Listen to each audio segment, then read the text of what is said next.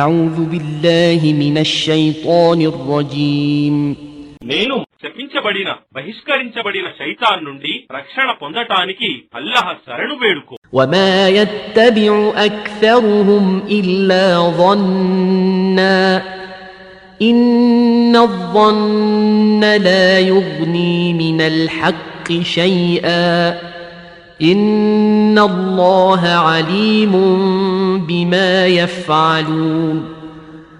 మరియు వారిలో చాలా మంది తమ ఊహలను మాత్రమే అనుసరించేవారున్నారు. నిశ్చయంగా ఊహ సత్య అవగాహనకు ఏమాత్రం పనికిరాదు. నిశ్చయంగా వారు చేసేదంతా అల్లాహకు బాగా తెలుసు.